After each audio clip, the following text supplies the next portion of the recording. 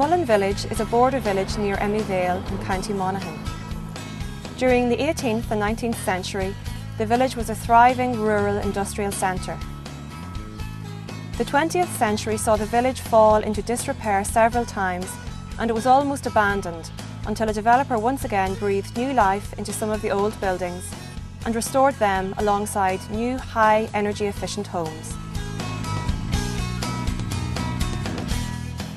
The significance of Mullan Village is that it is a purpose-built mill village from the 1800s.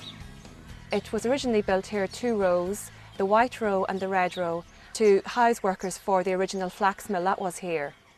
It's one of 2 mill villages in County Monaghan, and it's of regional heritage significance because it's still standing, it retains its setting, its group value and a lot of heritage significance in the individual buildings.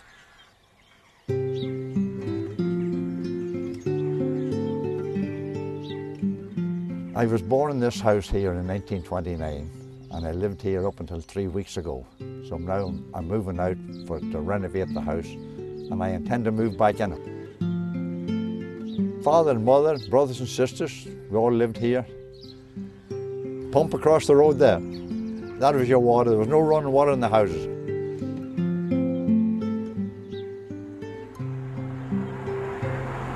That's the old dance hall down there. There used to be concerts nearly every other week in that hall.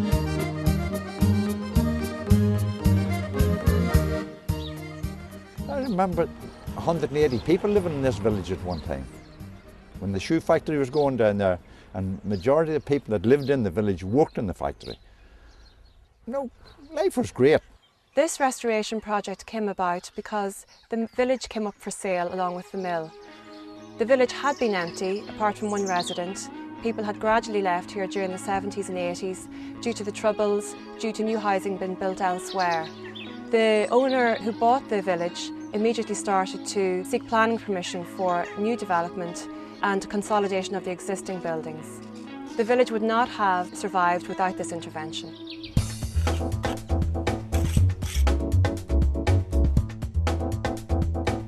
What we're trying to achieve is to conserve the existing buildings and the existing village and to, with the new houses and that, build a sustainable village for the future. There was absolutely no services in the old village. The sewerage system was non-existent, the water system was non-existent, the electricity system was long redundant. So we had to build in the whole infrastructure for the village. The builder put a lot of thought into the development of these old buildings at the initial stages. He worked to ensure that energy efficiency was at the forefront of the development by ensuring that the insulation standards were over and above what was actually required, by installing energy efficient boilers and underfloor heating. The new buildings have solar panels and are oriented to maximise passive solar gain.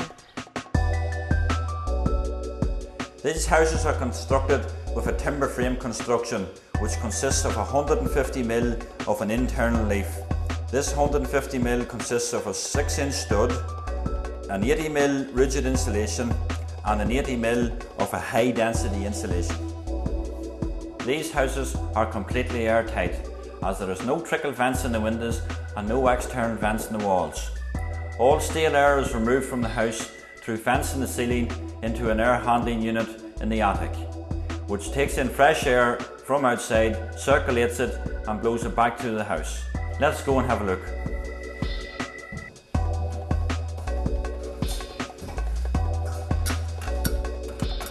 As you can see, we have the standard 300 mm insulation in the roof space. All our pipework is completely insulated, our ducting coming from the solar panel, which is interconnected to a heat exchanger. It heats the air which circulates around the room. It also is interconnected back to the cylinder in the hot press, which heats the warm water. Behind us we have an air handling unit which, as I was saying, just takes the stale air out of the house, takes in fresh air and circulates fresh air back through the house.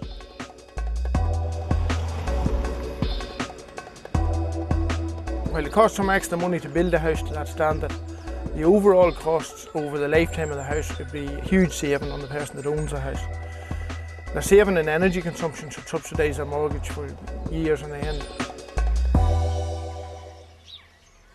There are various funding schemes available for projects like this type. For example, the Conservation Scheme for Protected Structures operated by the local authorities. There also is a grant scheme called the Buildings at Risk Scheme, which is operated by the Heritage Council. Another scheme which would be of interest would be the Civic Structures grant scheme run by the Department of the Environment.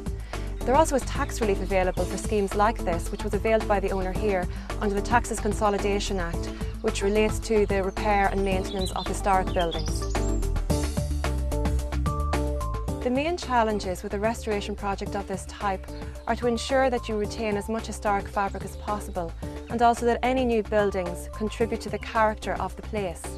The aim would be to have minimal intervention and to retain as much historic fabric as possible. We would recommend that planning permissions are sought, conservation management plans are put in place, method statements are submitted along with specifications of the materials that are going to be used for the restoration project. This will enable everybody to know what's going to happen, how it's going to be done, and also it enables the best practice to be implemented at all times. The restoration project at Mullan Village has contributed to sustainable development by ensuring that old buildings are not lost. The reuse of old buildings and the energy embodied in the actual structure itself are future-proofed. The character of the village has been retained and its setting has been retained, and that will ensure there's a continuity of society here into the future. Good place to live, couldn't come to a better place, and if you want a good house, come down to Mullan. I live in the community, and the people that I've sold the houses to in the main have been my neighbours, and I'd be embarrassed if I wasn't selling something that I could be proud of. In 10 years' time I would love to see a row of happy families living in the village, and I'd like to feel that they would be happy with the houses they have bought, the village that they have bought into, and the community that they're living in. Mullan is a living example of how protecting our historic environment contributes to building sustainable communities.